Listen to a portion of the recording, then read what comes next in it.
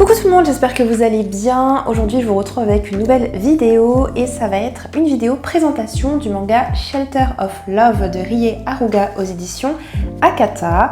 C'est un josei, tout comme la précédente série de cette mangaka qui était sortie chez nous. Alors je crois qu'il y a eu des séries beaucoup plus courtes, je sais pas si c'était des one-shots, mais en tout cas j'ai vu passer quelques titres de cette autrice, mais Perfect World c'est vraiment la série qui à mon sens l'a fait connaître en France. C'est une série qui est en 12 tomes que j'ai pas encore terminé de lire. Je l'ai d'ailleurs juste là derrière moi, c'est tous ces mangas là. Et donc j'ai très envie de découvrir une autre série de cette autrice, même si j'ai toujours pas fini celle-ci. Ce qui m'avait plu dans ce manga là, c'était l'aspect assez mature, assez touchant des personnages, de leur histoire.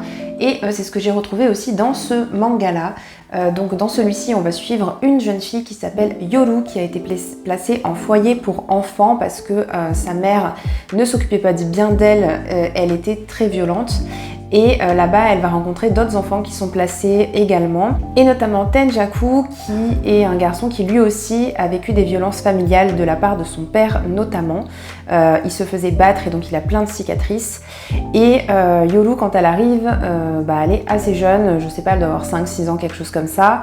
Elle pleure beaucoup, elle attend que sa maman revienne, sauf qu'en fait elle n'a pas compris qu'elle a été enlevée de sa mère parce qu'elle ne la traitait pas bien. Tenjaku va être là pour la protéger et il lui dit je ne partirai jamais, je serai toujours là pour toi.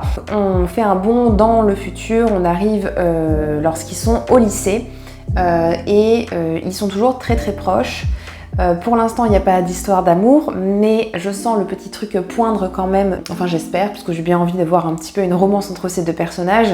Donc Tenjaku, lui, il s'est vraiment donné à fond dans les études, dans le sport, dans son futur en fait. Voilà, il veut vraiment se construire un avenir où il sera totalement indépendant, où il pourra gagner sa vie. Et donc il enchaîne les petits boulots, il est jamais disponible. Et Yoru, elle essaye de vivre sa vie, on va dire, le mieux qu'elle peut. Il y a des moments où ça va pas forcément bien parce que même si elle dit pas à tout le monde, ça reste un petit peu secret, mine de rien, le fait qu'elle soit dans un foyer pour enfants. Il y a des gens qui vont la prendre et on va dire qu'il y a une mauvaise réputation du fait que ce soit une jeune de foyer.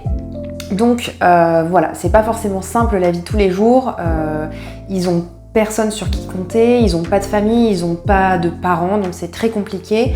Mais voilà, ces deux personnages-là, en tout cas, sont très très proches, voilà, ils se serrent les coudes et c'est plus Tenjaku d'ailleurs qui est là pour Yoru quand elle ne va pas bien.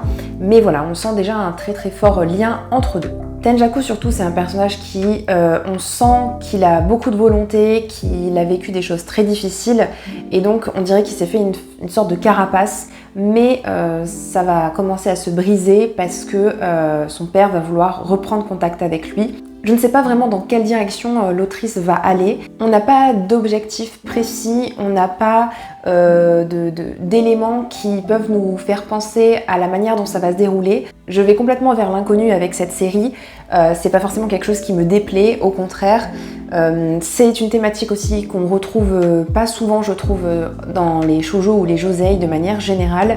C'est un manga, je pense, qui va être assez difficile à lire à certains moments. Je ne sais pas à quel point l'autrice va vraiment montrer des détails. Dans ce premier tome, on a déjà pas mal de détails des souffrances qu'ont vécu les personnages, mais je ne sais pas jusqu'où elle va aller, jusqu'où on va pouvoir voir certaines violences. Voilà, je pense que c'est pas un manga à mettre entre toutes les mains, ça peut heurter la sensibilité de certaines personnes, même s'il n'y a pas de limite d'âge, c'est pas écrit public averti ni quoi que ce soit. Je trouve que voilà, c'est pas un manga qui va être léger à lire, loin de là.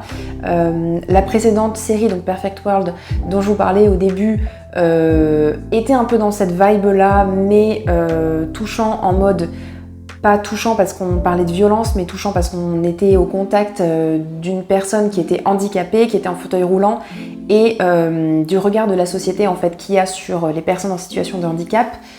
Et là en fait c'est un peu aussi la même chose que je retrouve là dans un certain sens, parce qu'on va se retrouver confronté à des jeunes qui vivent une situation vraiment pas facile.